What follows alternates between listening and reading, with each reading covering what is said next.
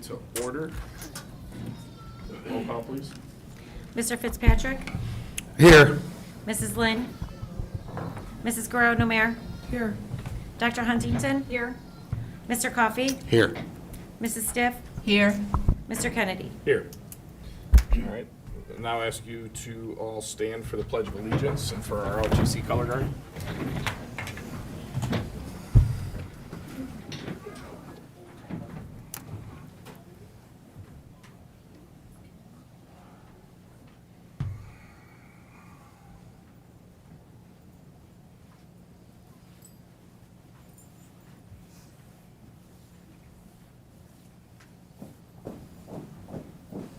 Regard, hope, outward, face, post.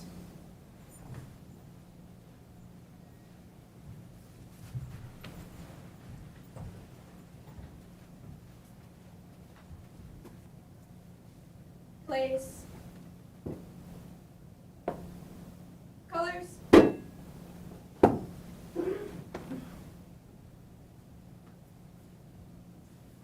Present. Arms. I pledge Allegiance to the flag of the United States of America and to the republic for which it stands, one nation, under God, indivisible, with liberty and justice for all. Order. Arms.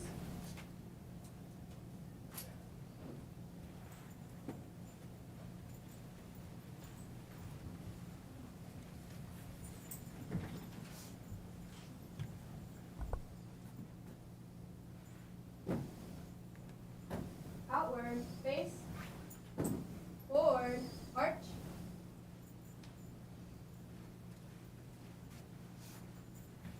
Please be seated. Always love to thank our color guard. They do such a nice job. I'd like to take this time to welcome just the couple visitors that we have tonight in person and everybody watching at home via live stream. At this time, we would entertain any public comment on any agenda item. No. All right, hearing none, we'll move on to the consent agenda for approval or amendment. Can we go ahead and approve the minutes with the removal of the Hopewell bills from the check register? Do we have a second? Second. Roll call, please. Mrs. Stiff? Yes. Mr. Kennedy? Yes. Mr. Fitzpatrick? Yes. Mrs. Guerrero-Nomer? Yes. Dr. Huntington? Yes. Mr. Coffey? Yes. Do we have a motion to approve the rest? So moved. Do we have a second? Second. All right, roll call, please. Mr. Coffey? Yes. Mrs. Stiff? Yes. Mr. Kennedy? Yes. Mr. Fitzpatrick? Yes. Mrs. Guerrero-Nomer? Yes. Dr. Huntington? Abstain. All right, now we'll move on to recognition and awards, which is why I'm sure you're all here, not just to see us. We're excited to see you. So we'll start with Central Campus with Mr. Hallahan and those board members who are going to help with the presentation.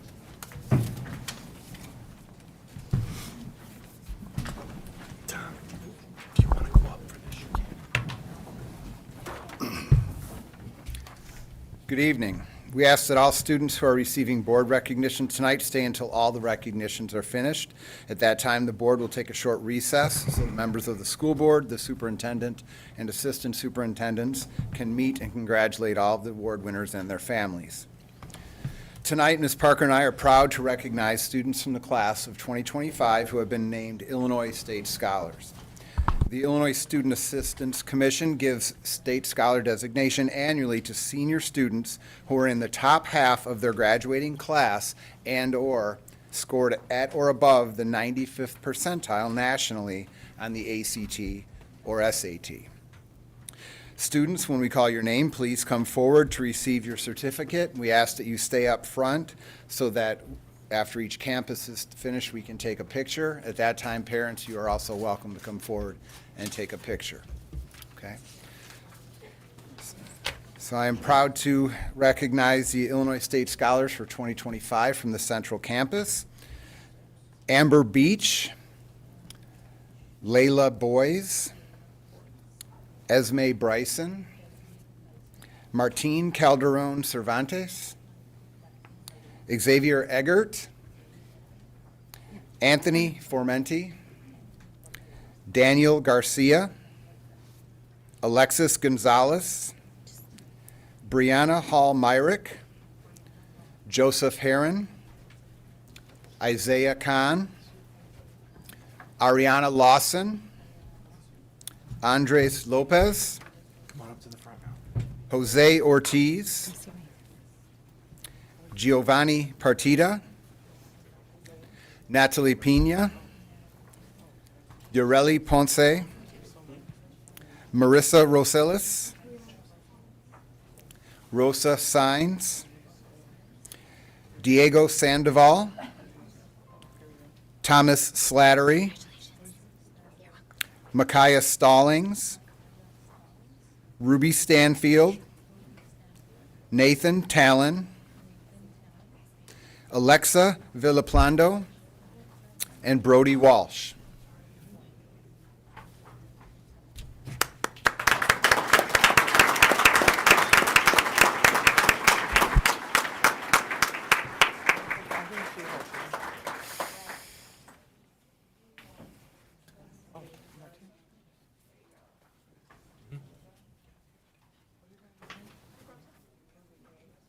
Just take these.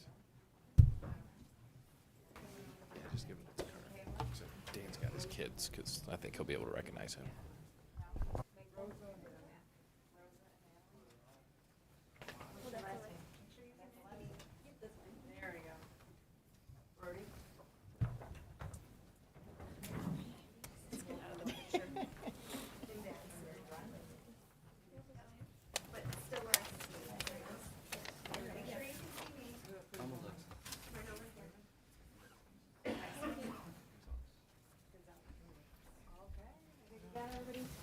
Sorry.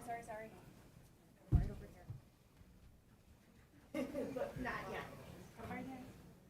Yeah, there we go. Okay. Perfect. Okay, make sure you can see me.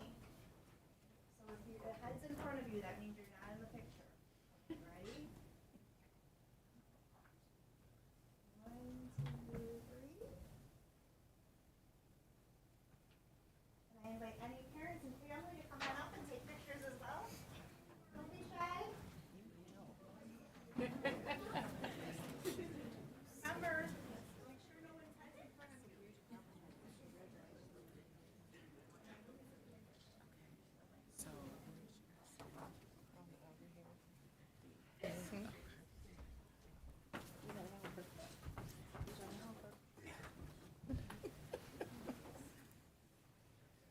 And I'll read slow. I'll try.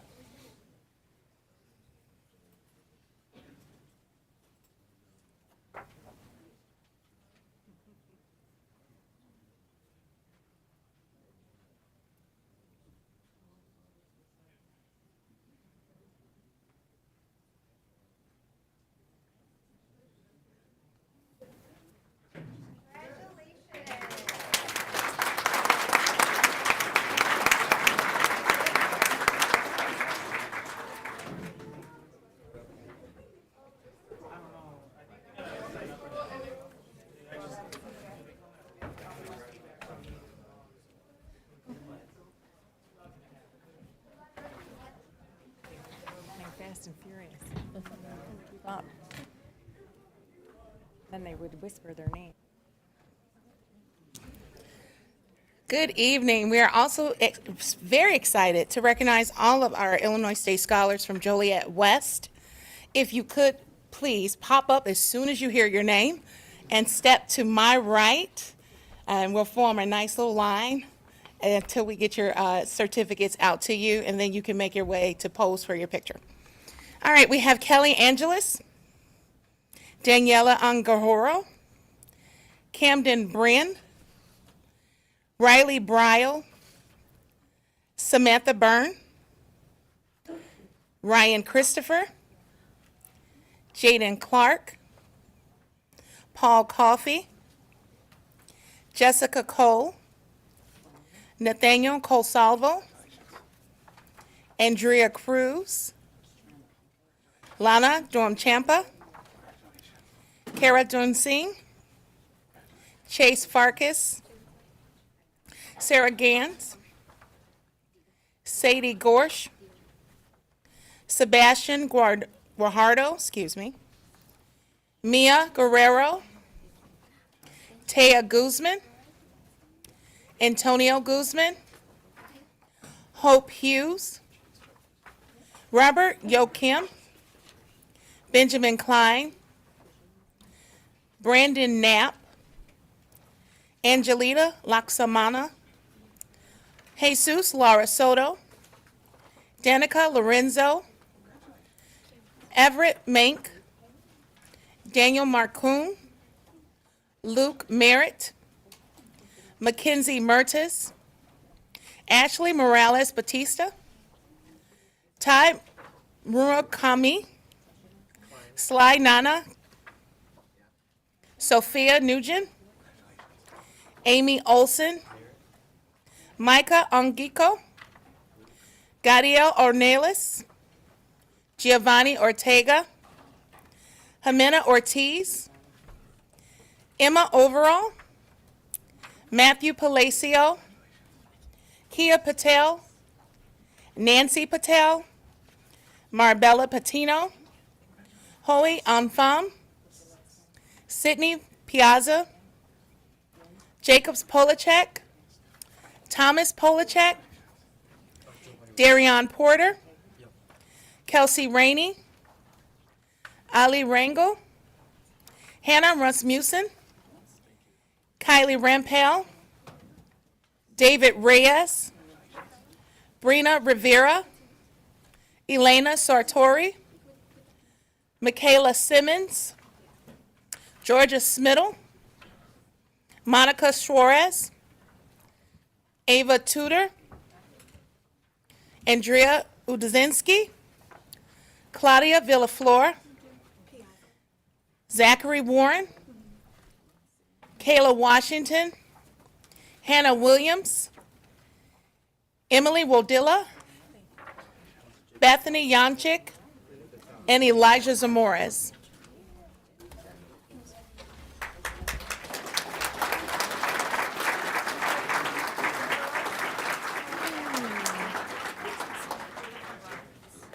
guys, please angle your bodies in so that you can tighten. And then make sure that you can see my face, because if you can't see my face, then somebody's in front of you. Slide. Come on up.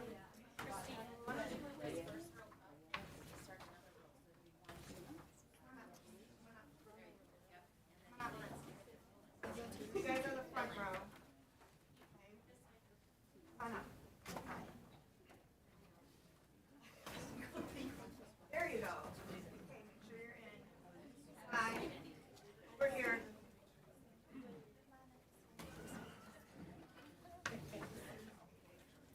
Yeah, I can't see you. Come on over this way. Fill it over here. Thank you.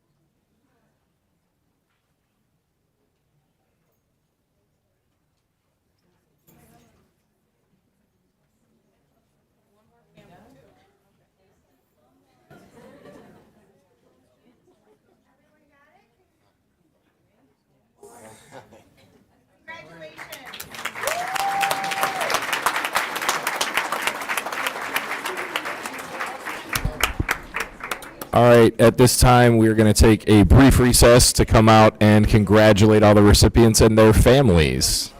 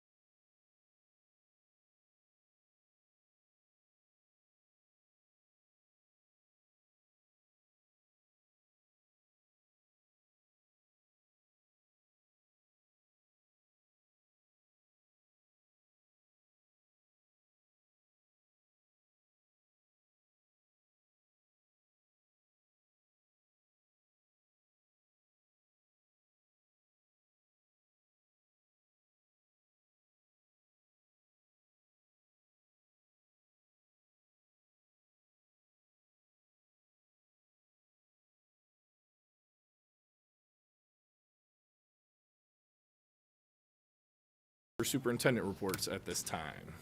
Thank you. I should make sure this is on. Thank you. There's a lot that we're watching legislatively, so we will continue to monitor. And as anything comes forward that we're concerned about or that we're excited about, we'll make sure that we bring that to your attention. I also know that there's a lot going on in the world right now, and we're watching things at the national level and the state level. We all have more questions than answers right now, so there's really not more to share right now, but we're also watching and monitoring and following along with what's going on in the world. So, and then as we get to our superintendent's reports then, our first report is our JTHS Strategic Plan Action Plan 1.4 update presentation. What you're going to see over the next couple months leading into May is some of our progress on our action plans that are adopted. We do the full progress in May, but we're breaking it up until we get there into some smaller presentations, so you're not getting everything all at once. So tonight we have our 1.4 update, and so I would like to invite Dr. Riley, Dr. Hackney, and Mr. McGuffey to present their progress.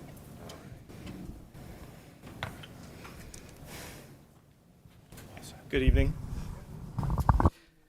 We are excited to share our progress for Action Plan 1.4 tonight. This is part of, or coming from our strategic plan, and I've shared bits of this in the past with you all.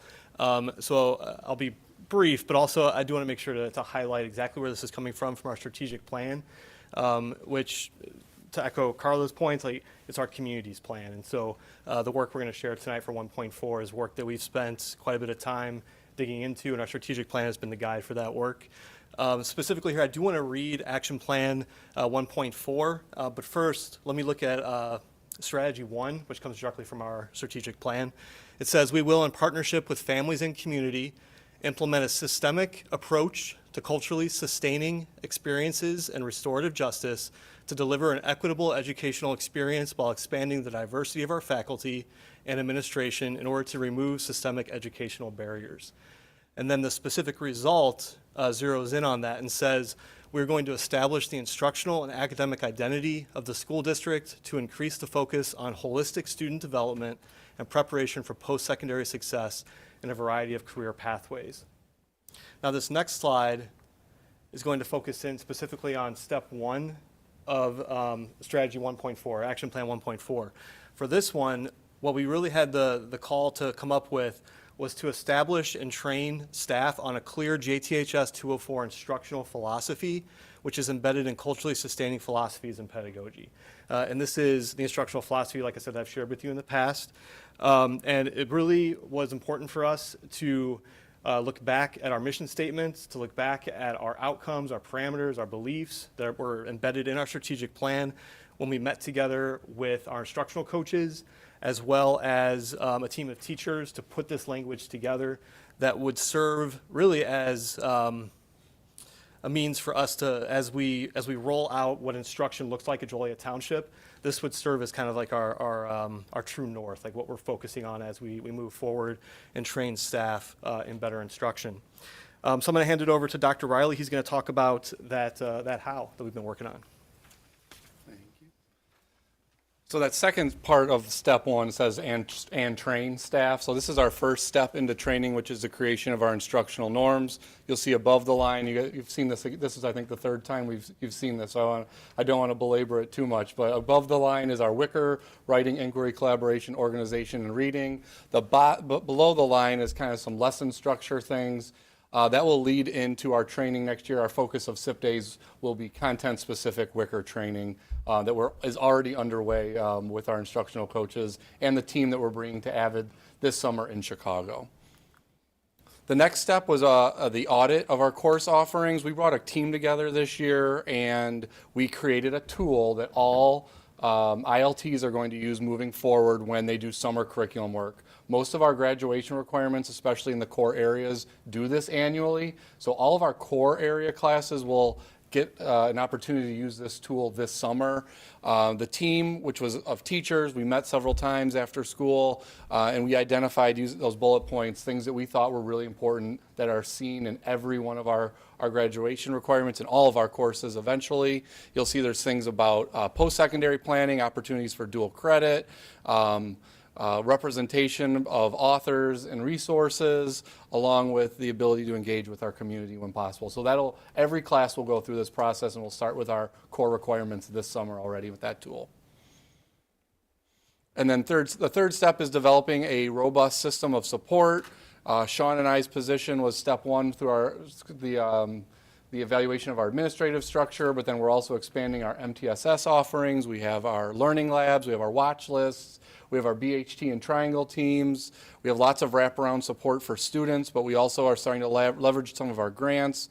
We have after-school tutoring in all 4 of the freshman core areas at Central, because we did qualify for the after-school grant based on our free and reduced population. But what's really exciting is in our new school day structure, which would be strategy 4 action plan 4.3, we are going to be implementing a flex time each day, 35-minute enrichment and intervention block, so all students will get on a regular basis the support they need. So we've already made great progress, but there's also really exciting opportunities ahead as well with our new school day structure. I'm going to hand it over back to Sean, and he's going to take over with step 4. Thanks, Jeff. So this step is really written to echo our mission statement that talks about, again, offering that engaging, personalized, and rigorous curriculum to all students. And so with that, we want to make sure that we're providing the most rigorous core coursework to all students with an opportunity for honors credit or AP credit, and to remove barriers for historically underrepresented student groups. And so this has been an emphasis of a lot of our work with taking our AVID training and moving that school-wide. It's been our emphasis on pre-AP, accelerated placement as well, where based off students' test scores, they're being offered the opportunity to accelerate into more rigorous coursework. For example, at the freshman level, that would be an honors pre-AP English 1 course, AP Human Geography, or they could do honors biology, just as an example. We're expanding our AP advanced placement coursework as well. And then Mr. McGuffey's going to talk about dual credit offerings in just a bit here too. I do want to show you just our advanced placement offerings and then point out our new additions for 24-25 that we're very excited about. We'll have AP African American Studies, AP Calculus BC, which came directly from student need, and also implementing AP Seminar at the sophomore level. Thank you. Dr. Hackney, there was a question. Can you just explain what AP Seminar is, the 10th grade version of AP Seminar? Oh, I'm so sorry. AP Calculus BC. Oh, I think both questions were asked, so whichever order you'd like to take them. Sure. So let me start with AP Seminar. So AP Seminar is an opportunity through the College Board, essentially for students to have an opportunity to take it's essentially a research class that teaches them some essential skills that they'll need, honestly, to be successful in future rigorous college coursework type classes. So whether that's future AP classes or dual credit or dual enrollment classes, that AP Seminar opportunity sophomore year is going to be a solid foundation for students to get that training. It's going to be implemented specifically at JT through the English 2 honors course. And so those students will have that opportunity to take that course their sophomore year. And I know there can be some confusion because there's an AP Seminar that's a capstone course. This version of the class is the foundational level, and that's the focus. And I know we had staff that had questions about that, so there are 2 different versions. The version we're talking about is the 10th grade foundational level class that fits well at the 10th grade level. Yep. Specifically within the English classroom. And ISB's expanded their course catalog as well to account for that. And so you'll see the AP Seminar English version at the 10th grade level. And then really excited about Calculus BC because we have Calculus AB right now. And so we have kids that are coming in. We're having kids that are coming in with higher level math. So they've depleted their options come their senior year, which is a great problem to have. I love that problem. And so we need a 4th year for them to go to. So now that's why we have Calculus BC. So What's the BC stand for? Not the historical BC, AD, that kind of thing, okay. And these classes are 25, 26, right? Yes. School year, okay. Yes, I'm sorry. Oh, 24, 20, yes. Yeah, 25, 26, thank you. Yep. Thank you. No, thank you.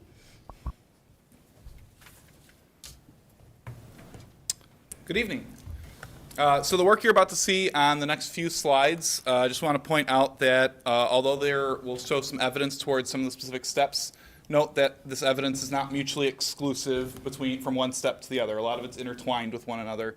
So as we talk about preparing students for trade programs, as well as separately talking about students in dual enrollment opportunities, right? Those are on two different steps, but they are actually intertwined together. So pretty cool to see that.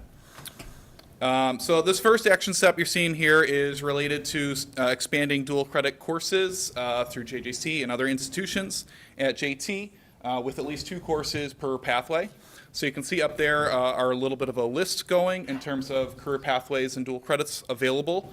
On the left, you can see the endorsement area, if you will. In the middle, you can see the courses here at JT, and on the right, you can see the courses and the credits at the institution. If you haven't visited the JTHS website under Academics, Dual Credit, and Articulated Courses, that webpage does a really great job explaining all the dual credit opportunities here at JT. And that would include 21 unique dual credit courses, which is a total of 70 credit hours available for students. If I advance to my next slide in just a second, where I add dual enrollment programs, there's 6 dual enrollment programs, that would increase those dual credits available, dual credit courses available to 38, totaling 123 possible credit hours for students. So it's pretty remarkable to see all the opportunities available to our students. Although they can't participate in all the dual enrollment ones, there is a lot of dual credit and dual enrollment in front of them that they can participate in. I'd also like to point out that all of these dual credits and dual enrollments come at a significant, greatly reduced cost to our families.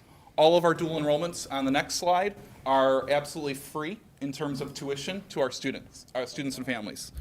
The 21 dual credits, some of which you see up here, including our core dual credits, are free to our students who are on the free and reduced lunch program. And for those students who are not in the free and reduced lunch program, it's only $12 per credit, which isn't nothing. It can be expensive, but it's a really great start in terms of getting students started in their college path. At the top of slide 9 here, you'll see the first 3 courses, accounting, marketing, and exploring entrepreneurship. Those are 3 brand new dual credits that we added this year for 24-25 school year. So we're always looking to expand just as the action step's asking for. But you can see we've already added 3 for this school year. And on this next slide here, I'll kind of slow down just for a second, but these are our 6 dual enrollment programs. We've added the last one, the 6th one, called Applied Engineering Technology, and that'll be added to the course catalog for next year. So students are signing up for that right now, and they can participate in those 3 programs across the full year. That particular program is geared towards manufacturing, so students interested in producing items, right? They can get into their CNC, a little bit of welding, and some print reading. Do we have, is there baseline data? I'd love to know how many students are enrolled in dual credit courses and then how many are earning credits. Because I know they can take the classes and not necessarily be enrolled in the course. So I think I'd be interested to find out how many are actually getting the credit. Yeah, for sure. I know we do report it out in our end of the year, not salute to service, The annual report. annual report. Thank you. Okay. Yeah, we do accumulate it there and report it out. But I do think it's important to highlight, just as you stated, not all students take the course for credit. So gathering that data this year should be hopefully a little easier now that Joliet Junior College has implemented the dual enroll program, which is sort of a software interface that'll help administration and teachers interface with the students on the dual credit side of things.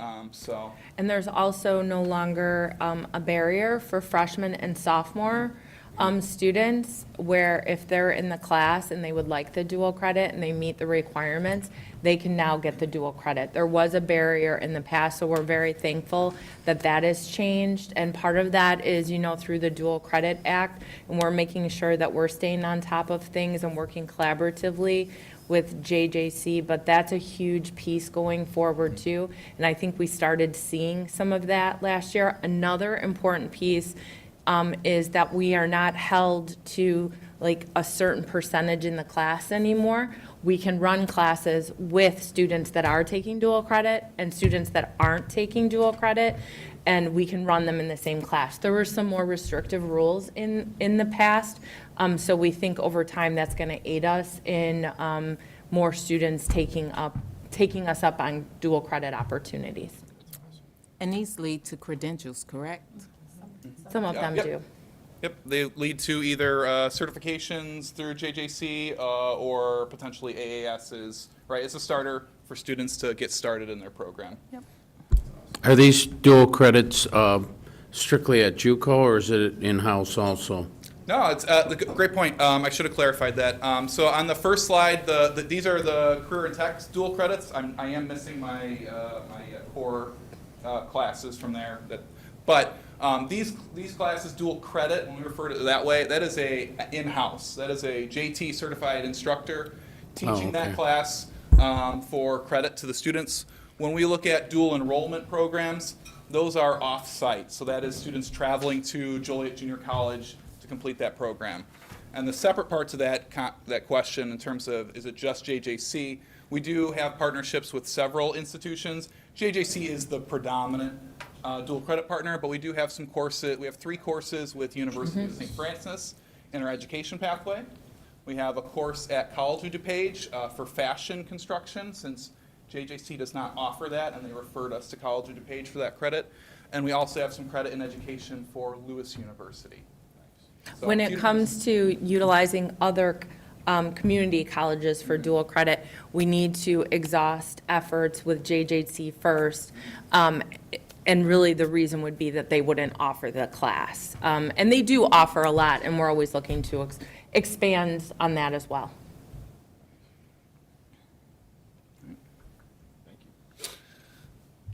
So this next action steps asking us to explore career preparation and exploration through certification and training programs. So I want to dissect this particular piece, or this particular action step, into 2 different parts. The career exploration and certification, on the right side of your screen, you're seeing sort of a draft single-page handout that we're looking to develop and implement with students soon for next school year. So this handout is one of our career pathway endorsements. Specifically, this is the education pathway. It embodies all of the different expectations that ISB has in terms of a student completing that career pathway endorsement and actually getting it on their transcript. So you can see that is an example of one of those pathways. We've currently submitted for 4. 3 of them are approved for this school year. We're working on the 4th one. We should get it approved. And we're working on submitting a 5th one for next school year as well. So we're building those career pathways out. And through that work, all students, not just education students, but all students, as they pursue that career pathway, will participate in career exploration. It is a piece of it. Students are asked to go participate in career fairs, connect with guest speakers. You'll see the team-based challenges where we have an industry partner come in and create a project alongside a teacher, sort of like a service learning activity, et cetera. So, and all while students are doing a lot of their exploring and documenting of their pathway in our new School Links platform. So we've adopted that platform for this school year. So students are researching, connecting with partners, seeing opportunities in that platform. I also, if I could just add, and I'm sorry, but I just want to, I'm very thankful. We had a very productive meeting with JJC recently. Dr. Riley and Dr. Hackney had been working on something for a while, which is trying to remove the barrier so that we could do on-site testing for the AccuPlacer and not only have students go to JJC to do that. And so we had a meeting with JJC, and we also had the Grundy Vocational Career Center as well as Wilco present there to talk about some things as well. But one of our asks was removing that barrier. And so based on that meeting, they are doing a pilot with the area schools that have indicated that they would like to do so. And what we were asked to do was choose one course to start with, to do the pilot, to work out, I'm going to just say, like, work out the kinks, see how things work, do some training. So the course that we chose was Rhetoric 101, 102, because we do have students from both schools that go into that course. And so we're excited about the start of that. And we're appreciative for JJC hearing our request and moving forward with us in that productive manner, because this is going to be, it's an equity issue. You know, if kids don't have transportation to go take the class, this will hopefully help them with that. So it will include training for our counselors potentially and other staff in giving that test. But we really think that that's also going to improve potentially the numbers of students that can demonstrate that they can get the credit for the class. So thank you for their work on that.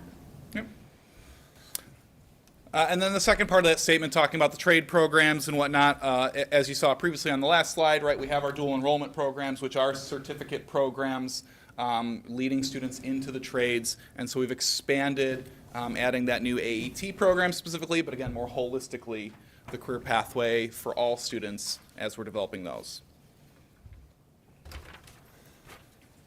So here we're looking to expand credit-bearing internships. Hopefully you've been getting all the notifications through the principal's emails and all over the website and Facebook. We have our CED internships. Applications are due in just a couple days here on the 1st. So through partnership with the CED, we were able to offer a variety of internships, over 80. We also have some internships here unique to just JT, so you can see those listed as well. So we are offering those internships to our students. And I'd also like to proudly report that last summer, we offered credit to our students who participated in internship for completing their summer internship. They got a quarter credit for 60 hours of work or a half a credit for 120 hours of work. They're connected with one of our 2 work-based learning coordinators. They worked through them over the summer to complete their skills assessment and touch base with them throughout the summer. So we've implemented that last summer. We'll continue that this summer. And as you can see, with 80 internships, or 80 plus internships, we're going to have our hands full if all of those students take us up for that credit. So pretty great opportunity. And finally, we're looking to increase our engagement. Again, this is all, like, these things aren't mutually exclusive, right? We're offering internships. We're offering our team-based challenges. We have a variety of job shadowing experiences that we've been building back up. So we have several of those. I want to say we have about 373 job shadowing seats so far this year across 15 different opportunities, and they're still going. So we have a lot of internship opportunities. Students are doing their career research, working with partners, and so teachers are bringing those, as you can see a couple bullets there, all of our CTE teachers are bringing those guest speakers into the classroom, not only just do a quick little speech, but also to create a team-based challenge so students can actually have an authentic task related to that career field. So we are building these things into the class. We're also building these things co-curricular, optional for students to further invest themselves if they want. And that is our summary. I just want to, one last shout out. We're very fortunate to have Chris and just even a dedicated position to the CTE. That's, you know, more unique to Joliet Township than many other schools. It's a shared position in other places. And he's always doing his research, and he's always bringing issues to me, which are a good thing. And then I bring those issues to our legislators. So just very thankful. We're continuing to learn more about what the ICCB rules are. I've been in contact with both Representative Natalie Manley and Senator Meg Capel to make sure that they understand what our needs are, and they're more than willing to listen to us. And so I just thank you for that as well. So, Fantastic work, guys.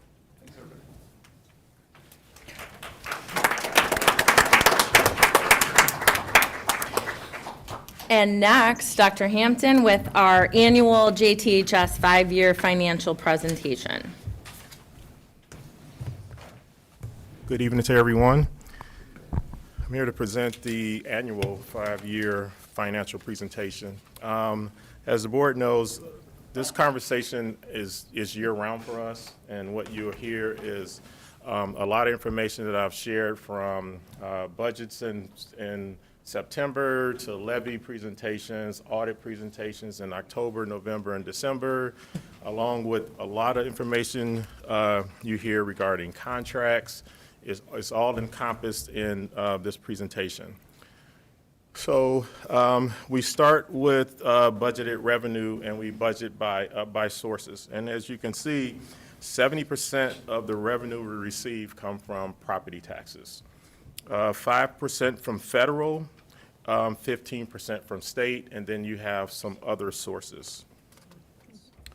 Key revenue assumptions of this projection is the equalized assessed value, and you can see previously 2024, 2025, we had a 6% increase from one year to the next. We're projecting, and then these are very conservative projections, a 4% increase from year to year over the next 5 years in regards to our equalized assessed value. Other key revenue assumptions is new growth. So we always talk about levies and we talk about new property. So that's that new growth. And if you can see in 2024, it was significant, over 113 million in new property growth. And you see that drop and it's based off of historic. So you see where it's 45 million. But this also speaks to the economic viability of the area and the impacts on our district. So these are positive indicators in regards to revenue assumptions. Another piece is the CPI, or what we call the Consumer Price Index, and really take notice to 2022 and 2023. This was coming out of COVID, where we saw a spike in prices, and we still see some of those inflationary things occurring. But this past year, it dropped from 6.5 to 3.4, and it's projected to be at 2.8% as we move into the levy going into December for 2025. And then from there, it just drops down to 2.5. Historically, it's been between 1.8 and 2.1%. So we're starting to get back to those numbers in regards to consumer price index. Other key revenue assumptions in this projection is evidence-based funding to keep that flat. That's the funding from the state. Transportation reimbursements flat. Other funding, federal funding, it's flat now. We know that there's a lot of conversation around policy and legislations that may or may impact us in the near future over the next 3-4 years. As those things occur, this actually can be updated at any given time. We've come back in the past to the Board of Education if legislation is implemented that impacts us financially in any kind of way, whether it's the state or federal. We'll come back, we'll do an update, and we'll do an update to the board in regards to those things. And then we go to the expenditures. Like most state, federal governmental entities, salaries and benefits are normally the highest proportion share of expenditures. So you'll see here where 55% is salaries and 13% of benefits, and then you see your purchase services and your supplies and materials. Other key assumptions for expenditures. All the salaries in this projection are subject to negotiation, which means our union contracts. There's an increase of 5 FTE, which has been presented to the Board of Education for next school year. And then I have also keep a little modest FTE in over the next 5 years in regards to those things. Not that we will use it, but I also always put some type of modest increase in there. Any type of retirement savings is included in this. We do have retirement incentives for different groups. Health insurance increase is 8% in future years. Dental insurance increase 3% in future years. And then there's a 5% increase for all other things like purchase services, supplies, materials, capital outlay. So with that, and I know this is kind of small, but truly what you see here is this is just aggregate. And I'm not going to read these numbers because there's some other charts that's associated with this. So if the board wants to just see what that looks like in terms of revenue versus expenditures, you can see that in this aggregate revenue chart.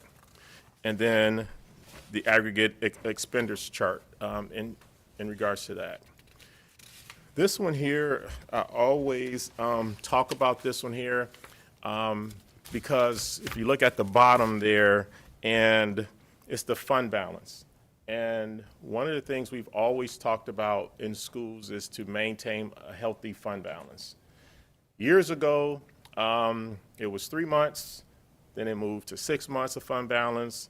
Now we're to about at least a year of fund balance.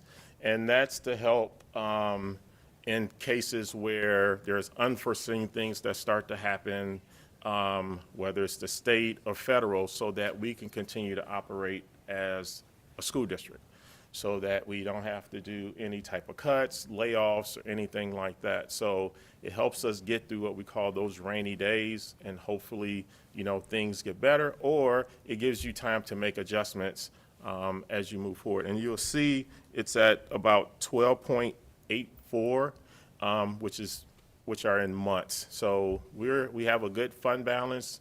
We're in a healthy position in regards to the projection, and we like to be in that position.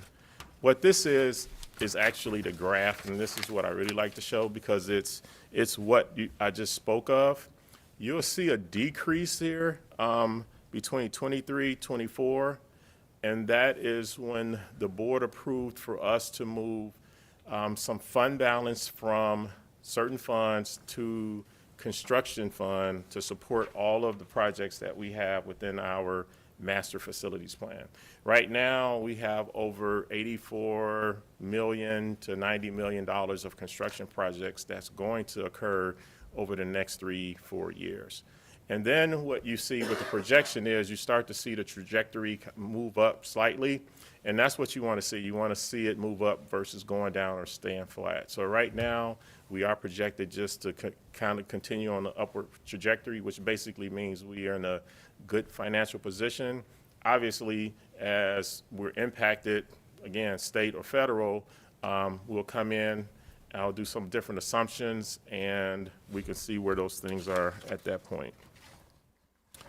And then here, this is just, again, just observations, taking information from last year, projections for this year, significant legislative unknowns, again, state and federal, property tax freeze, reimbursements, additional EBF funding. Right now, the state allocates about $350 million additional for EBF funding.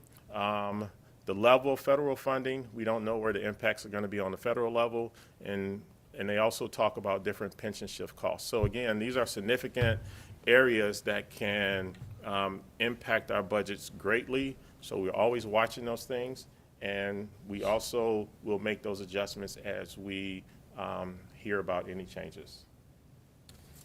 Any questions? Yes. Yeah. Dr. Hampton, can you look at and explain the projected property taxes? There is a decrease for fiscal year 2026, but then it spikes up Okay, to 3.6. It's on page, I'm not sure if you have the same packet, but it's page 95. Oh, so let me go back here. So you must be talking about, let me go back to, yeah, I mean, but it's showing. Oh, I went the wrong far. Too far there, sorry. It's page 9 of Yep, the, I went yep. too far there, yep. Here? Yes. Okay, so ask your question again? Can you just explain why for next year, property taxes decrease, but then in the following years, they increase?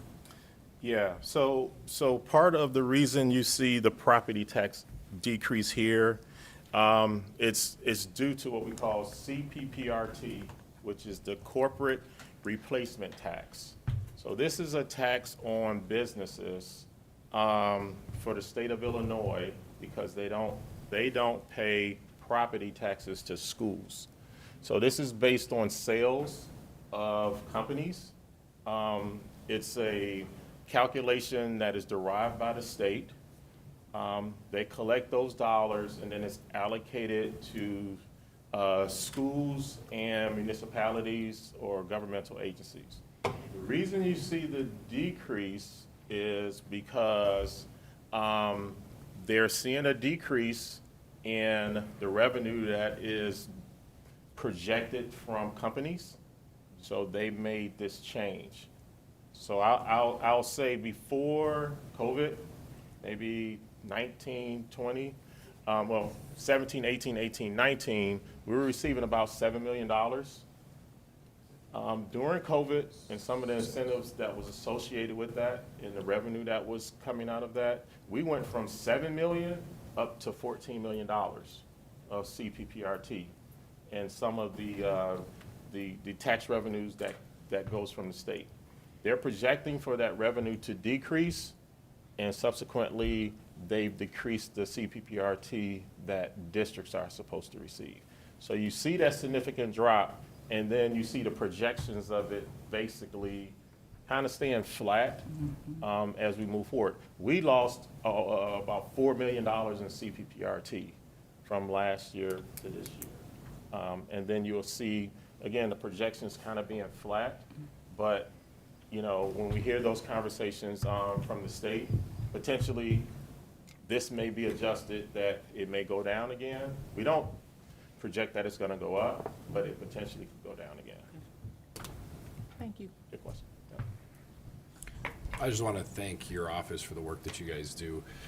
Looking at aggregate projections on page 11, the fact that we have 13 months worth of operating costs, that gives a lot of stability to our staff, right? Because if something were to happen, it's good peace of mind that we know we can keep things running, pay all of our people, and that's something that I'm really proud to be a part of with this district, that you do a nice job with that, as well as looking at our dip on your graph there, that we don't ask our taxpayers for extra money when we're doing $90 million and projects to keep our buildings really nice. So thank you for both of those things. You're welcome. On that pie chart, you have one that says capital outlay is 3%. What exactly is that? So your capital outlay would be things that we're talking about. So it's anything that's over $5,000. So it's normally your larger equipments.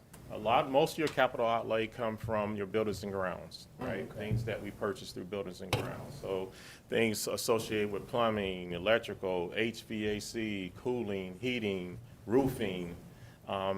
That's most of your capital outlay types of projects. Oh, okay.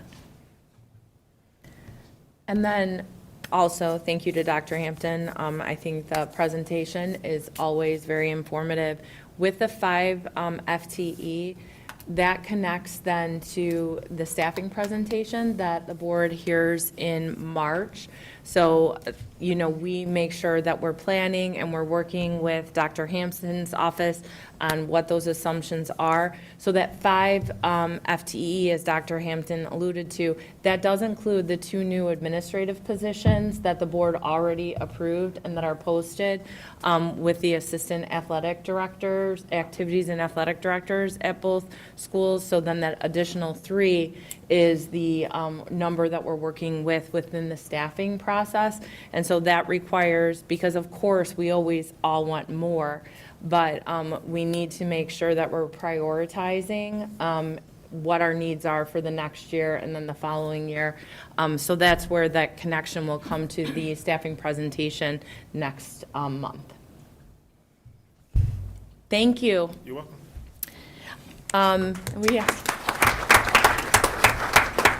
And so annually at this time, we also do our annual hiring update, which brings closure to this last hiring cycle as we enter into our new and have already entered into our new hiring cycle. So we have Ms. Herrera Ford, our Director of Human Resources, to present the information.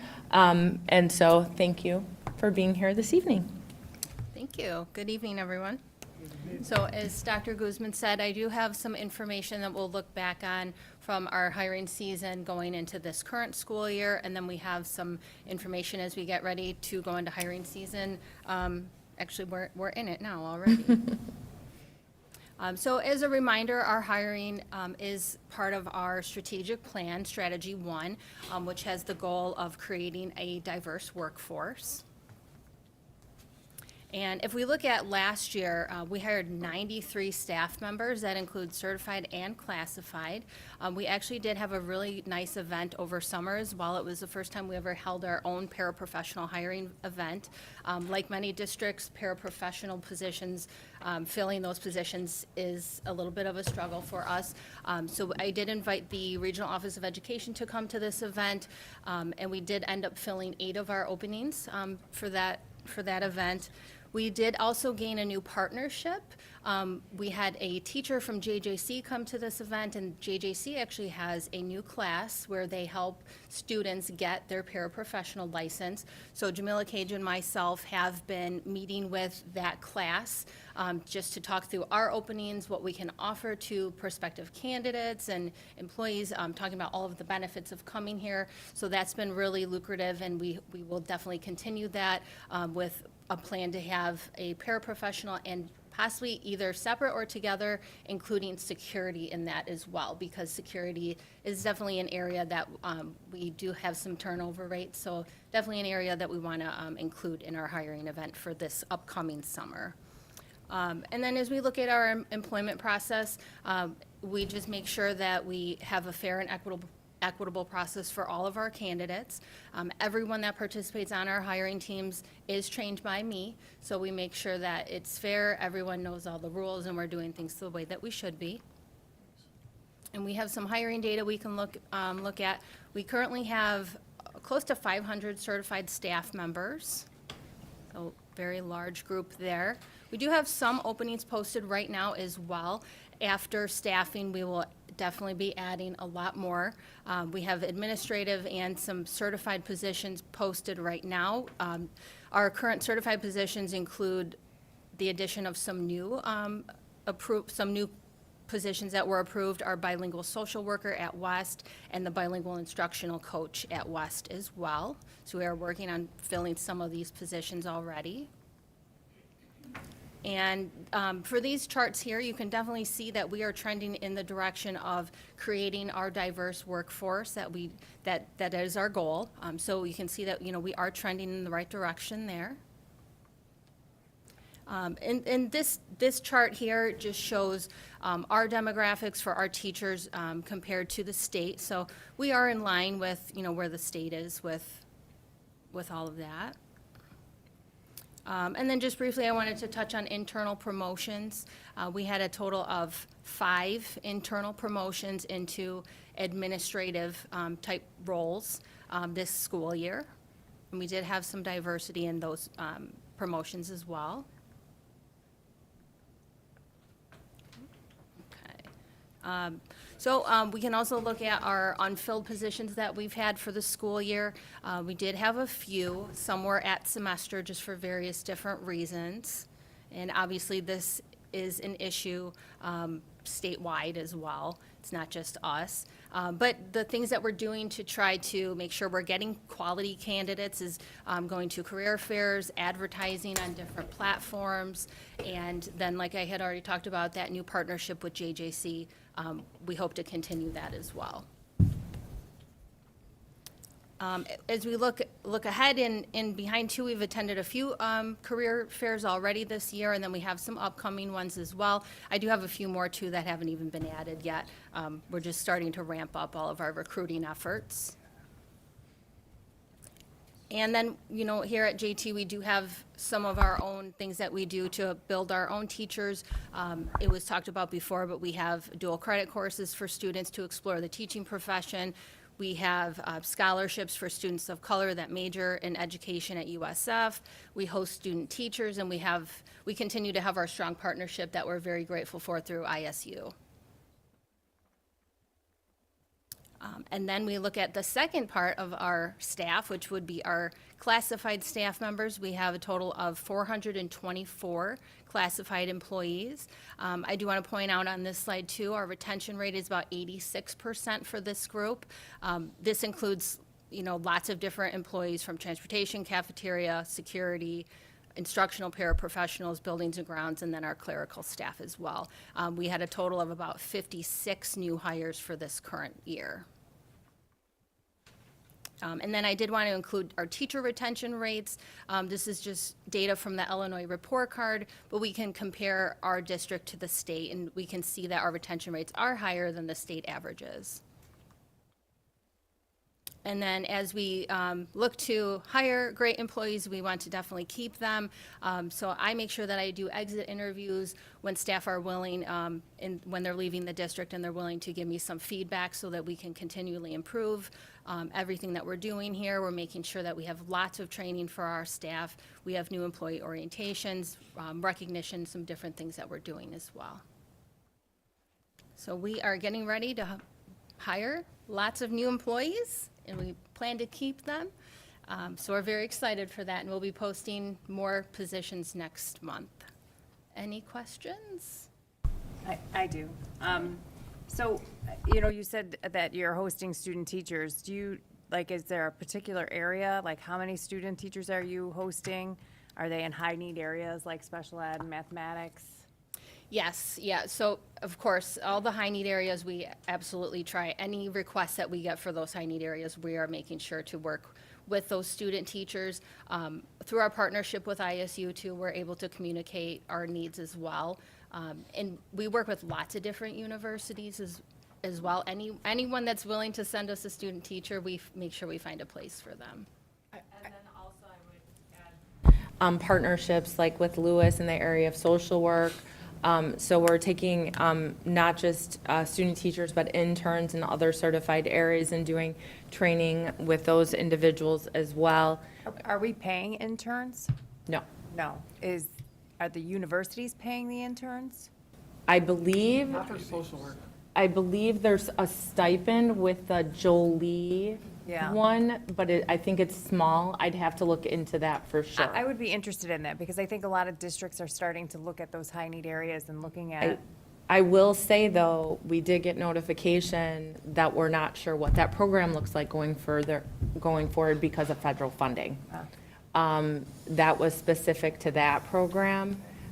So obviously, we'll have to see how that goes, but we do not currently pay any interns or student teachers.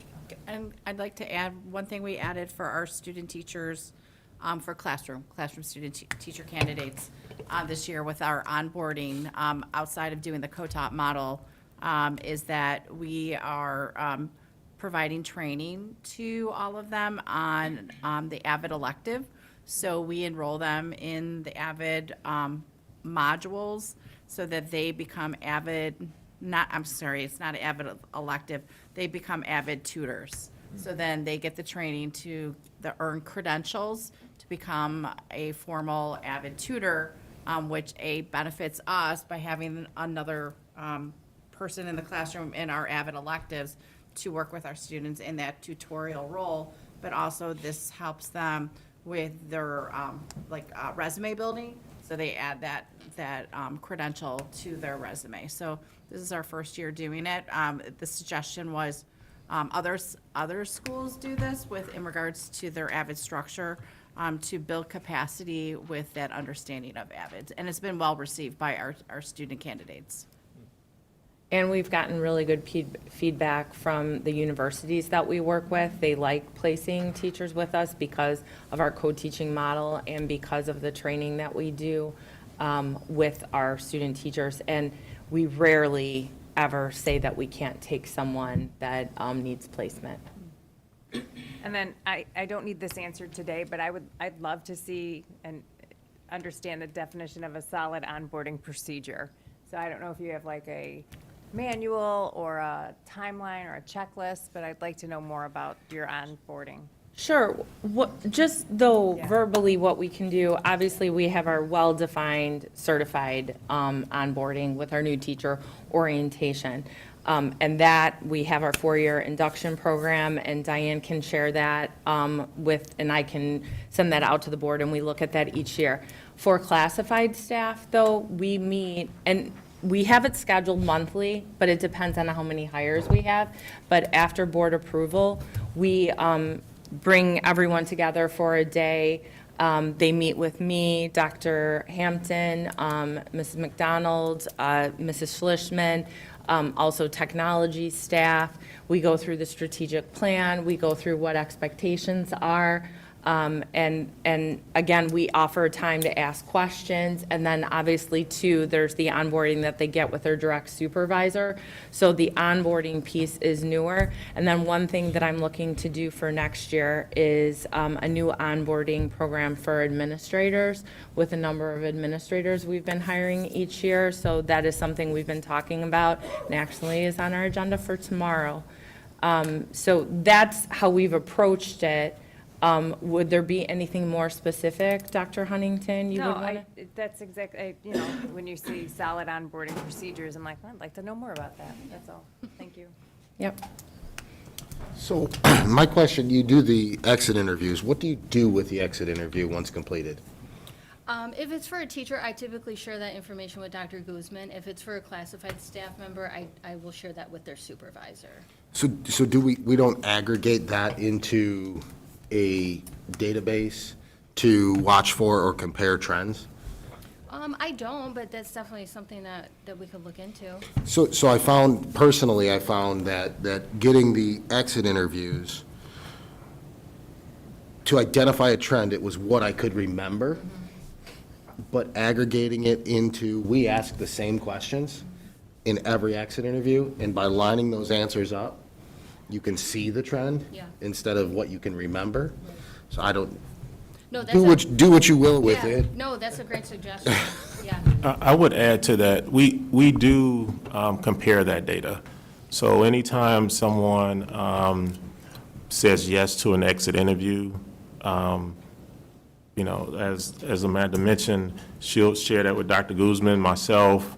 We do keep track of it. It may not be like in a formal, but, we do try to listen for trends or things that may come up in a certain department, right? Or certain staff or supervisor or whatever it may be, so that we can make adjustments. We do get that information, and sometimes we make immediate adjustments, right? It just depends on what's shared. So we do make changes and adjustment depending on potentially what's shared. Yeah, I appreciate that and agree 100%.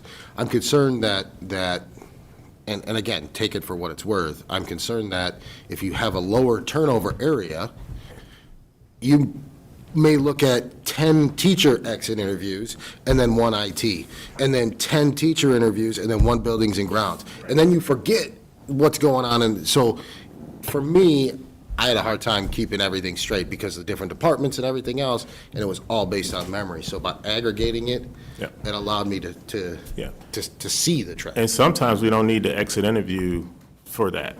We can look at a department and see what the turnover is, and then we realize something may be happening there, right? And then that may spur us to either ask more questions, gather more data, have conversations.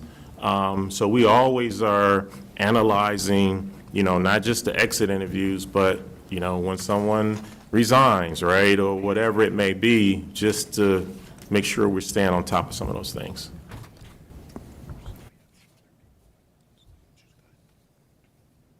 Any other questions for Amanda? Thank you, Amanda.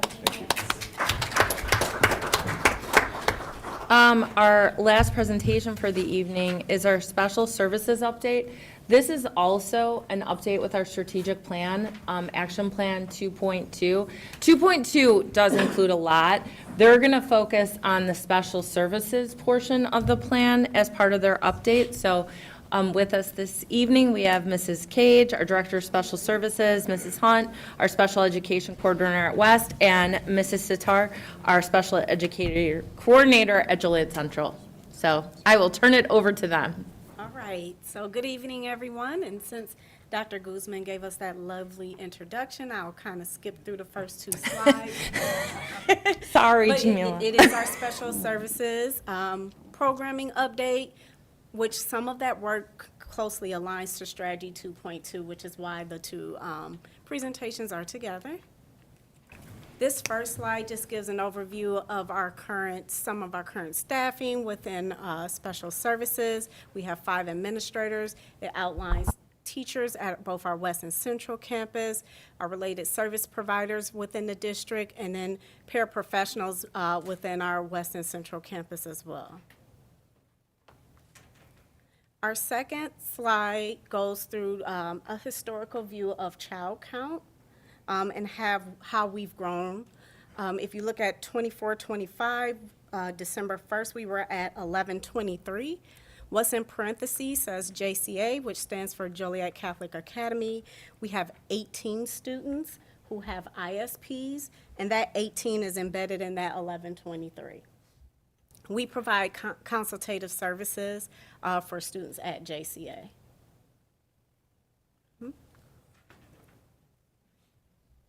Okay, the next slide also provides some additional data in reference to Central and West Campus. They both provide the current enrollment from 23-24 school year. Also, the number of students with IEPs at those campuses. And then also it provides how many students were dismissed or services were able to be withdrawn, maybe reduced to a 504 plan or check-in services. Versus having an individualized education plan, which is what we want especially as students start to get closer to junior, senior year. Them learning how to leverage the accommodations and supports that they have learned throughout the years and then use them independently to be successful is what we would like to see. And then it also shows the number of initials at both campuses from 23-24. And then the bottom tab shows you how many students had a program adjustment or outplacement within the 23-24 school year, and an outline of where those placement or program adjustments were made.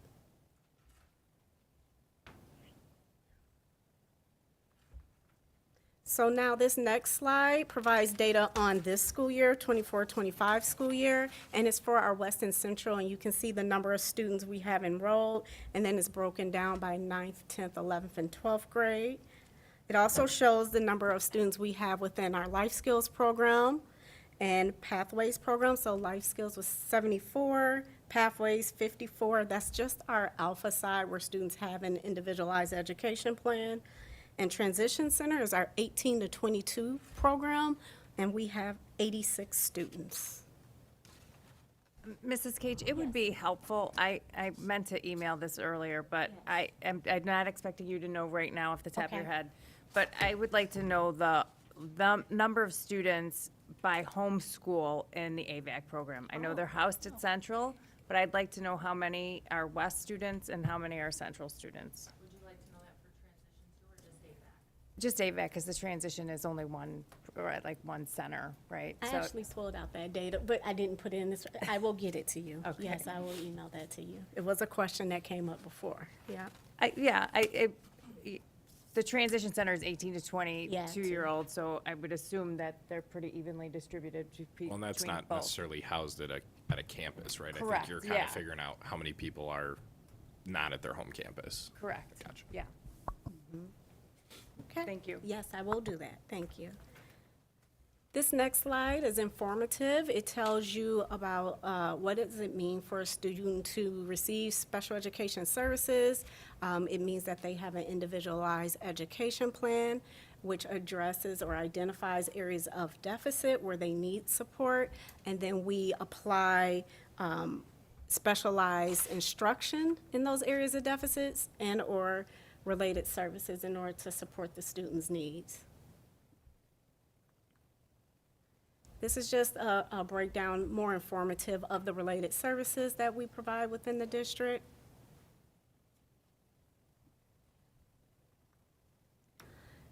Okay, this next page is a snapshot of the continuum of services, and I also like to say programming because it also includes Transition Center within our district. What you will see at the very top, Freshman Academy Consult Program we've had for some years now. What you see underneath it says Consult Model and it says New. I won't dive into it now because it will appear later in our presentation in more depth, but it leverages features of the Freshman Academy Consult Program since we found some success with that program, and that will be detailed later within our presentation. So, and this is listed from least restrictive to more restrictive environments as well. So, okay.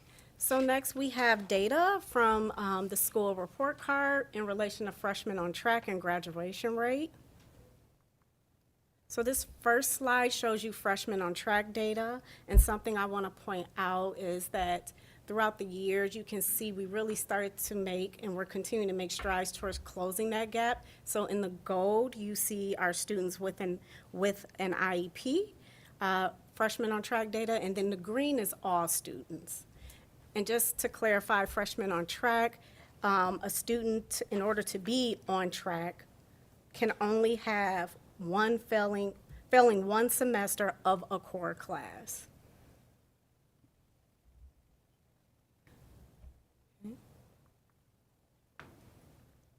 This next slide, based on the Illinois School Report Card, points out our graduation rate. And something interesting here, we have both class 22 and 23. Class of 2022, they have 3 years worth of trend data, so year 4, 5, and 6. Our class of 2023 only has 2. Their third year will be the end of this school year. And as you can see, we're starting to close that gap as well. So between school year 22, the 4-year was the 63.3%. With the class of 2023, we're at 64.9%. And then for the class of 2024 is off to the side. Students with disability is 65.2%. So we are raising that and closing that gap. I think something also that I thought was interesting to see was that 5th year too. In 2022, it was 67.6, and for class of 2023, the 5th year is 70.4%, and that's exactly what we want to see, that steady trending upward, while still looking at our programming and building out supports. Okay, so now I'm going to let Katie Hunt take over, and she's going to go into our Strategy 2.2 update. Thanks. My name is Katie Hunt. I'm the Special Services Coordinator at Joliet West. Myself, Ms. Cage, and Ms. Sitar are part of the Strategy 2, specifically Action 2.2 team, where we look at supportive programming.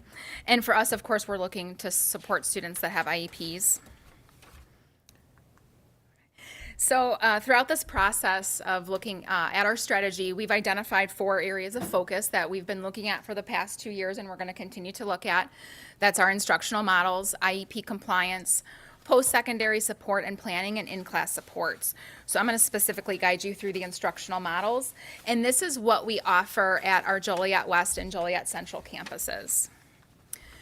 So one thing that's important to know about special education is where we're at with our current programming and what our overarching goals are for students with IEPs. And we want to gradually fade supports for our students so that hopefully when they leave our programming that they're able to work and work a job as independently as possible or function as independently as possible. So to that end, we have our Freshman Academy Consult model, which we'll often refer to as FAC. So this model promotes student independence by offering push-in and pull-out supports by a special education teacher and a paraprofessional. And we have experienced success with this model, as you can see by the number of students who we've dismissed from services. So when we dismiss them from services, it means they no longer have an IEP. Sometimes we do fade them into a 504, which has some accommodations and supports for them. So these specific students were in the FAC model and dismissed from services in the last school year. If we look specifically at our data for the students in the Freshman Academy Consult, we look at the number of percentage of students that are passing the 4 core classes along with the STAR student growth percentile. 9th grade students in the FAC receive the support of a 55-minute resource period.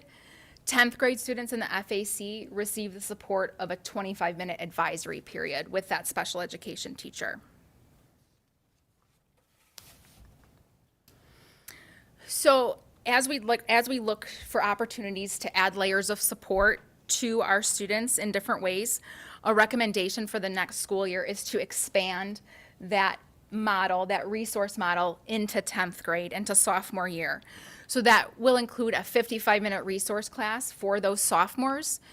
One of the things that we want to do specifically in conjunction with our AVID framework and our JTHS instructional norms and practices is to develop a curriculum that integrates some of those AVID strategies and then, of course, the JTHS instructional norms. Moving on, the next instructional model that we utilize is the co-taught model. This is where the students have the support of a general education teacher and a special education teacher in their core classes. Ms. Sitar and I last year conducted learning walks last spring to collect data on the different models being utilized in the co-taught classes. During the classes, we observed teachers were utilizing that one teach, one assist model about 80% of the time. In evaluating our data from the co-taught model, we see comparable data in our STAR student growth for students with an IEP to all students in co-taught. And then the next piece of data that we look at is the percent of students earning credit.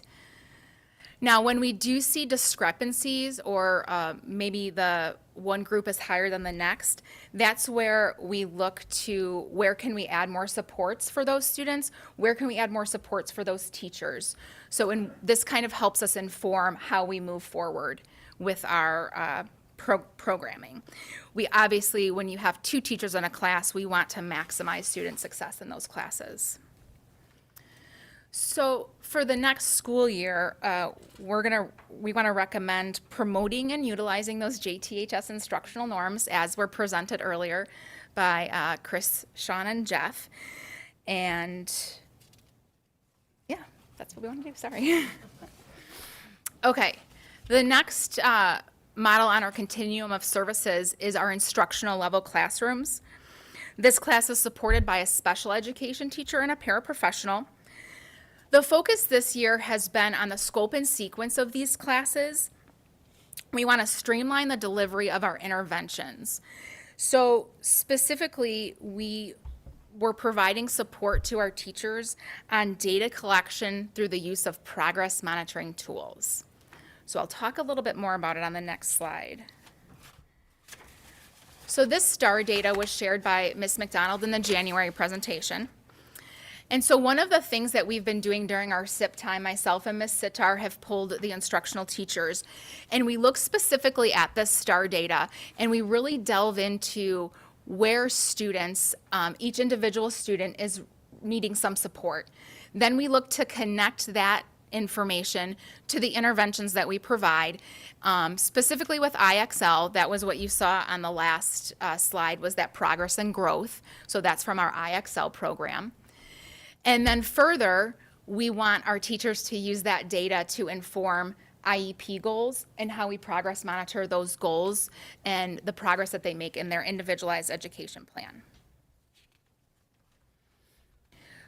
So along with our recommendations for co-taught, with instructional level classes, we want to again continue to look at the JTHS norms and philosophy and those different instructional practices that were pointed out earlier.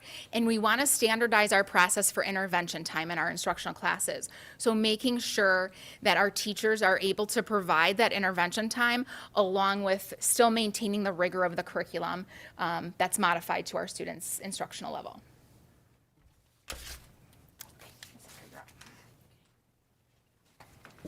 Good evening, Jen Sitar, Special Services Coordinator at Joliet Central. The Special Services Department has had, we value and we have a strengthening, about strengthening our ongoing commitment to ensuring the execution of legally defensible IEPs within our department. And this year we saw the development of a systematic approach for auditing student plans and determining areas of refinement. And as a result, professional development for all case managers was delivered to enhance the writing of present levels of performance and functional performance sections of the document. This created an individual and comprehensive summary for all of our students. As of today, 82% of JTHS case managers have participated in professional development opportunities presented by our IEP managers, resulting in immediate implementation of data-driven statements for all of our domain areas.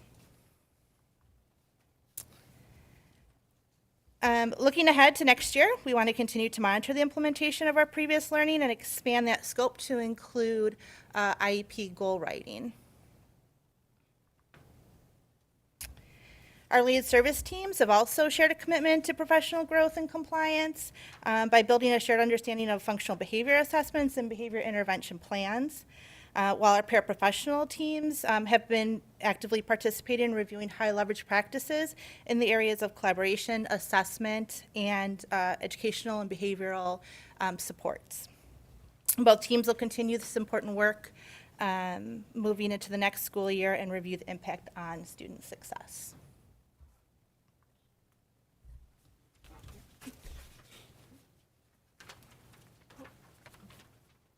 So this next slide first provides a visual.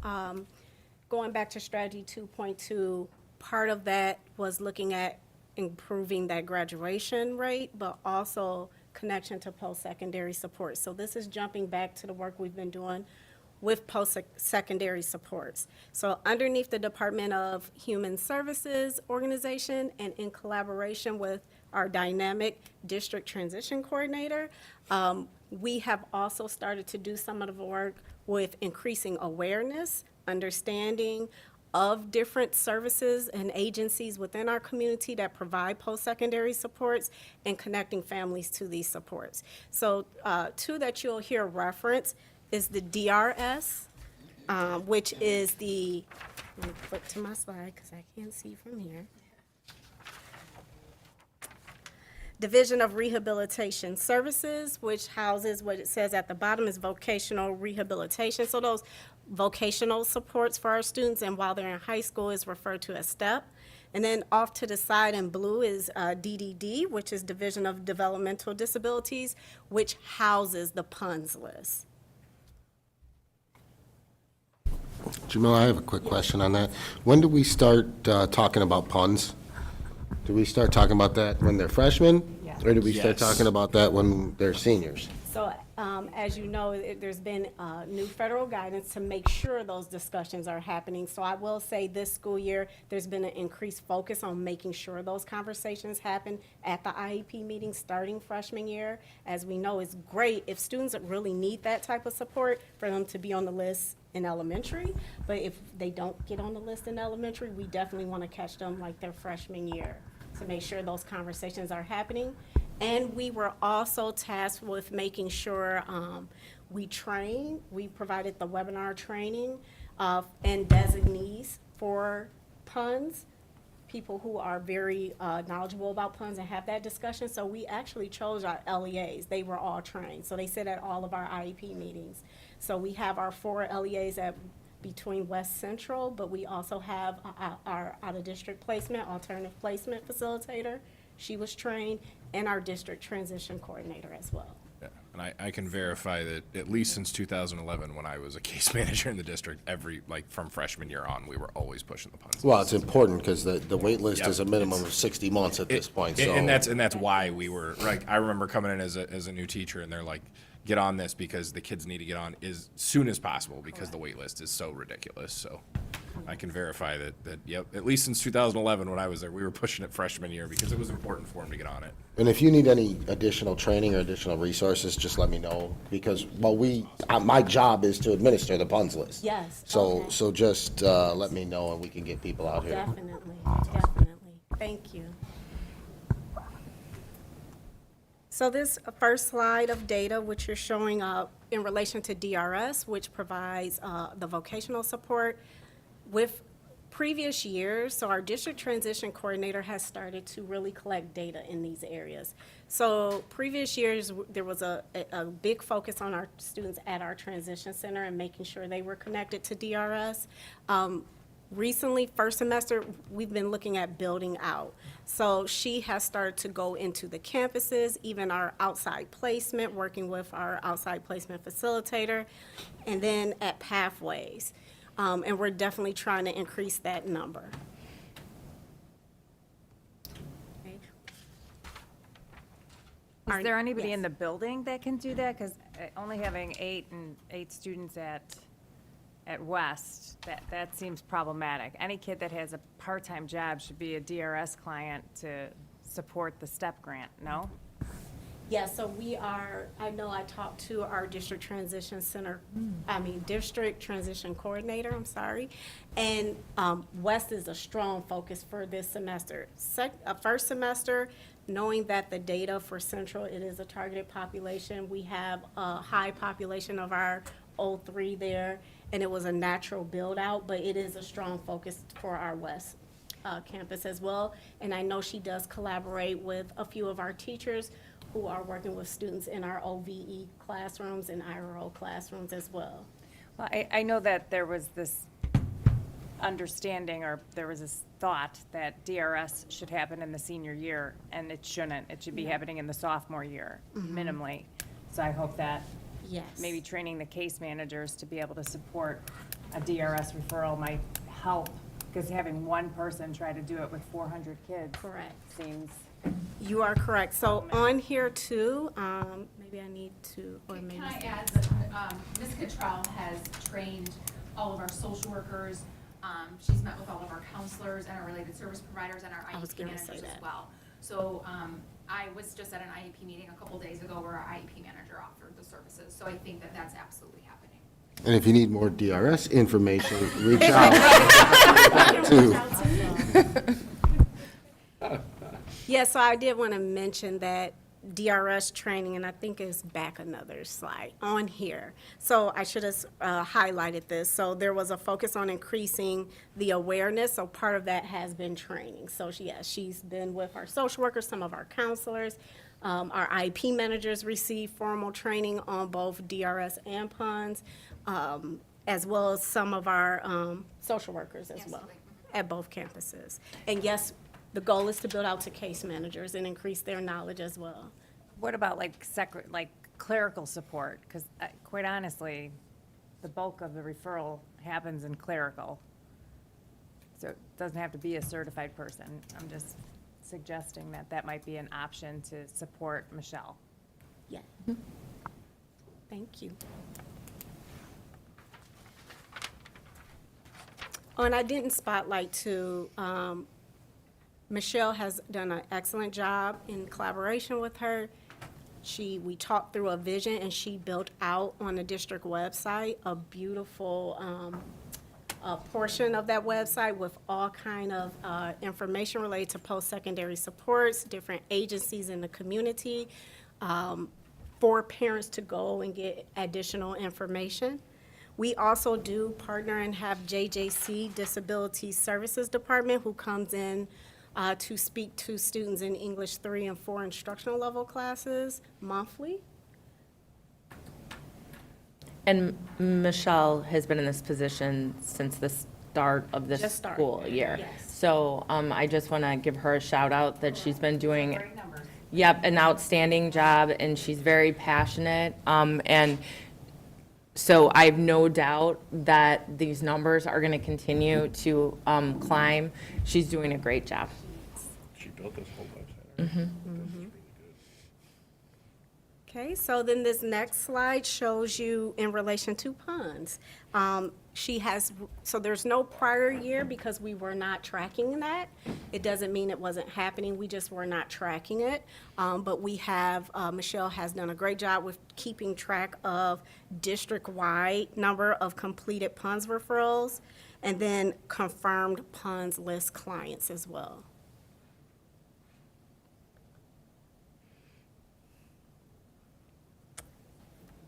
So what we're recommending is to continue with our expansion of awareness of DRS and DDD referrals and services, and connecting students to those post-secondary supports.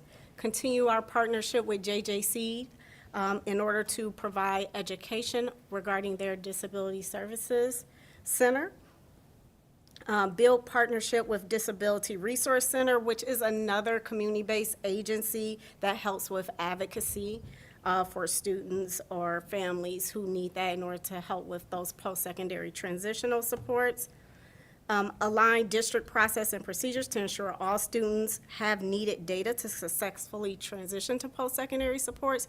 And what we mean by that, another great thing that Michelle started doing this year, she's in communication with Service Inc., DRS, DDD, and she's been coming back and providing trainings and updates to our special services team, our psychologists, like here are the things that they said they need to see if a student may need X, Y, or Z. So we hope to continue that open line of communication. And then something else we want to add is just exposure and knowledge of different college and trades opportunities. There's a choices and options. It's a college and trades fair. Michelle Cottrell says various schools host this, and we want to build up to taking more of our students to this because they specialize with working with students who have disabilities and have IEPs and certain accommodation needs. And then continue to align our transition goals to the post-secondary plans within schoolings. We have transition goals in our IEPs. We just want to then overlap that with the work that we're doing in schoolings to align with all seniors will have a post-secondary plan built out in schoolings. We're trying to see how we can mesh those two together. Any other questions? Yes. Yes. Jamila, does 504s fall under your department? Because I haven't They do. heard any report of them. They do. They do fall under our department. I can come back with a 504 presentation. Yeah. This That would be nice. Okay. Yep. Can I ask about like the structure? So 80% of teachers are using one method to co-teach. Probably one of the most basic methods and not ideal, right? So what kind of training or professional development will occur to assist those teams to get to team teaching? So we are currently building out professional development for co-teaching models, co-teaching as well, not just models. We want to focus a lot on those instructional norms. We have a group of teachers that we're sending to CEC in order to get some more information and guidance to help build out that training. But that is something that we saw as a need, and yes, we want to increase the impactfulness and maximize because, yeah, the one teach, one assist is something you should do occasionally, but you should jump into the other. Second time, yeah, like, but, and then also, like, how, like, I didn't see any reference to the consultant that's been working. So, like, is there, like, what part of this did she, like, was she working with you guys on? She was. Yeah. She was. She collaborated with our team very closely. She completed an IEP audit that we're reviewing this Friday to go through and look at the areas that we need to strengthen as well. And then the last question I had to think about, I don't know if you have an answer for this, but Okay. who teaches your instructional classes? And I ask that in a manner that says, you want highly qualified teachers instructing students with your highest needs. And sometimes, being a special ed teacher, you're a generalist. So are you having your instructional teachers also be co-teachers? So let's say I'm gonna teach 2 sections of co-taught English, 9. I'm gonna teach 2 sections of instructional English and a resource. Like, is there, because kids aren't gonna be able to perform to standards if they're not in a standards-based curriculum and have that instructional expertise. Sure. So obviously, everything's kind of driven by our staffing numbers and you know, how many sections of each class that we have. But generally, we try to keep like co-teaching pairs together for as much of the day as we can, so like teachers aren't switching co-teachers. And then we try to keep our instructional teachers teaching the same thing or the same subject matter. What happens a lot of times is we'll need like 4 English 1 co-taught sections, so then that teacher would maybe teach an English 1 instructional section. So we try to match that up as best we can. It's not a perfect science, but we definitely do pay attention to that because we don't want teachers teaching a lot of different subjects because that's a lot of planning. We try to, you know, minimize the I'm preps. just saying that they get the experience and the access to the gen ed curriculum. So even if you planned it, like you need 4 sections, you could have 2 different partners doing 2 sections each, and then the special ed teacher can do the instructional sections. I was just curious, because like that's where you see a lot of growth and progress when teachers feel confident in the curriculum as well. Sure.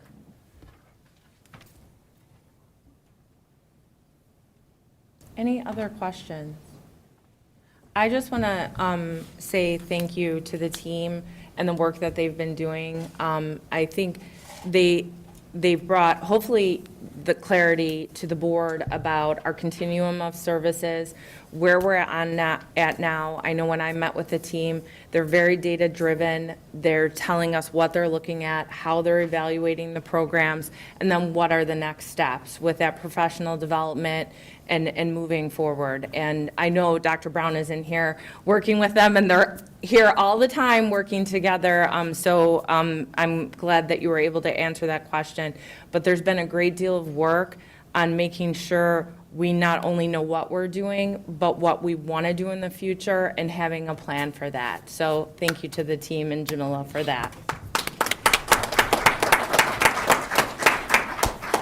That concludes our presentations, but we do have one report. It's the second semester 10-day count. That's an annual report that we give at the beginning of each semester. We're happy to answer any questions that you might have. I know I didn't receive any. We have a net loss of 67 students for second semester as compared to where we were at last year.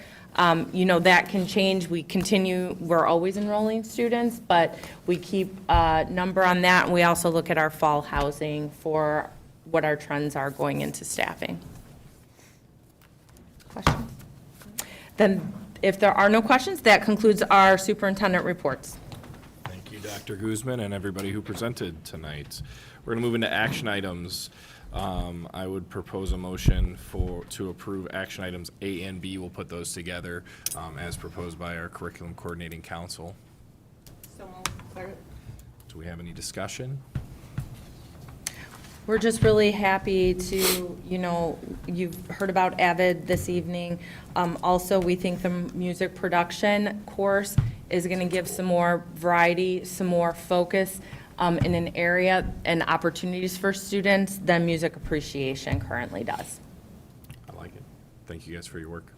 Roll call, please. Mr. Coffey? Yes. Mrs. Stiff? Yes. Mr. Kennedy? Yes. Mr. Fitzpatrick? Yes. Mrs. Guerrero-Numer? Yes. Dr. Huntington? Yes. Action items A and B both pass. Moving on to action item C, 2025-26 Teacher Evaluation Agreement. Can I get a motion to approve? So moved. Second. All right, do we have any discussion? I just want to thank Mrs. McDonald and Mrs. Moninger, who is our union co-facilitator for our evaluation review team. This is annual work that the team does, and they always meet their deadline, and they do outstanding work and watch our legislation.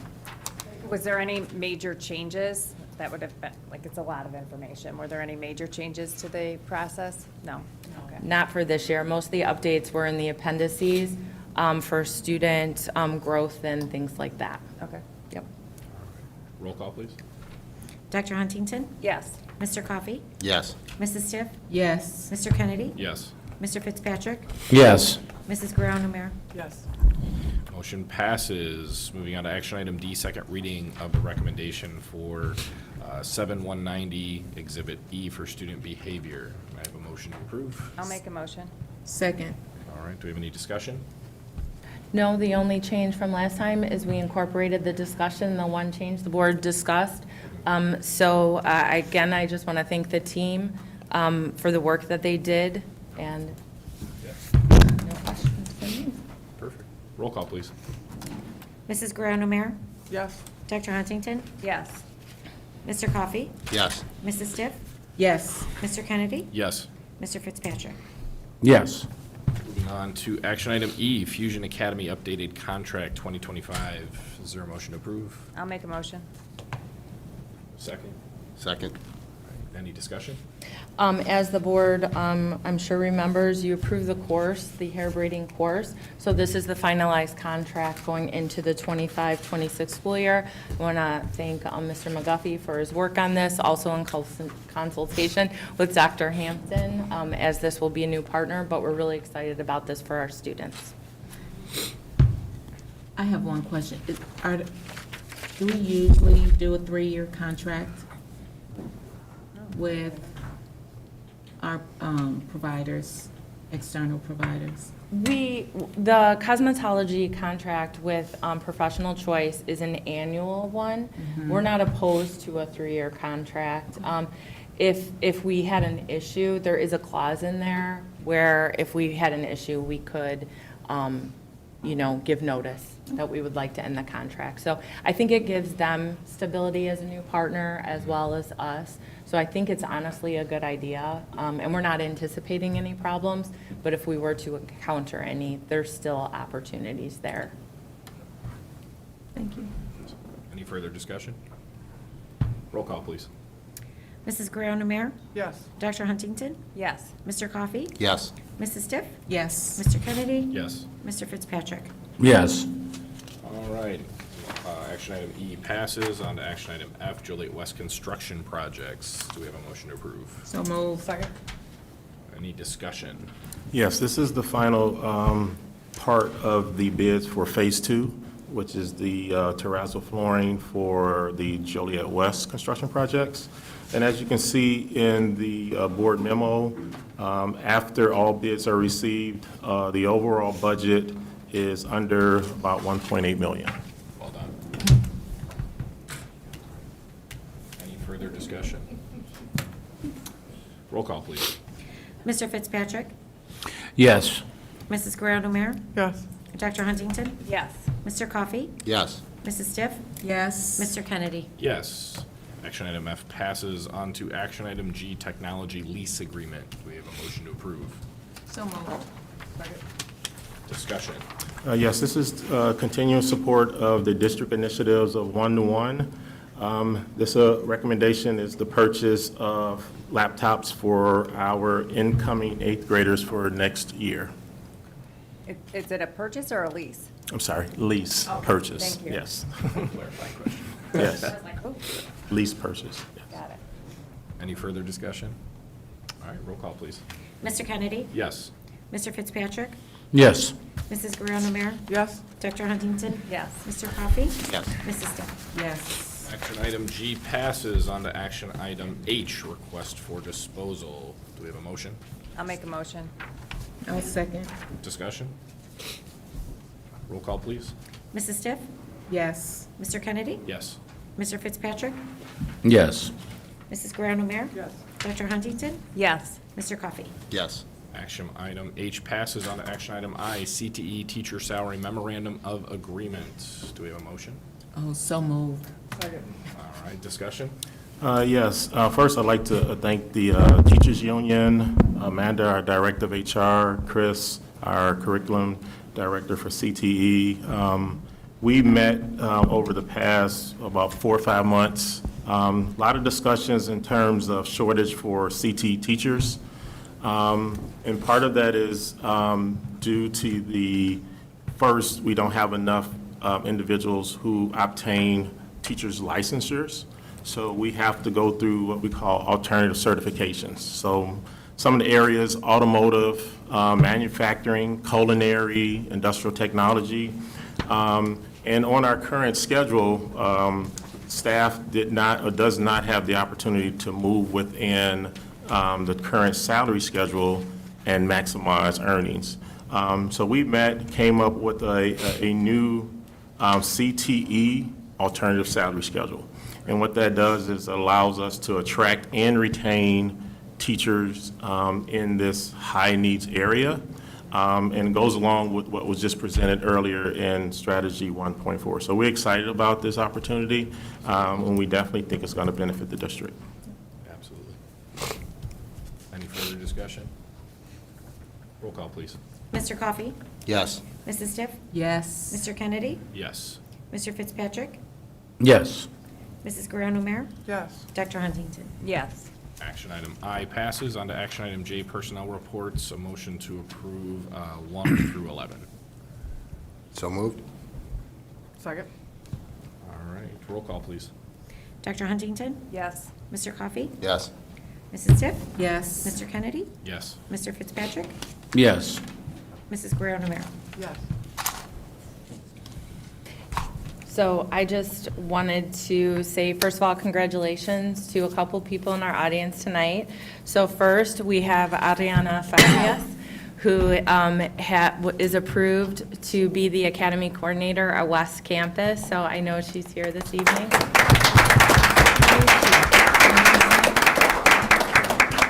So we know she's going to do a great job, and we are excited to have her on the administrative team as well. Now we'll just have to figure out who's going to fill the current positions that she's in. I also want to take the opportunity to congratulate and wish Jamila Cage well. Jamila has opted to go into the Director of Alternative Services position at our Pathways campus. She has done an outstanding job as the Director for Special Services, so those will be big shoes to fill as well. But we know she's going to do a great job, and we are glad that she's excited about this position.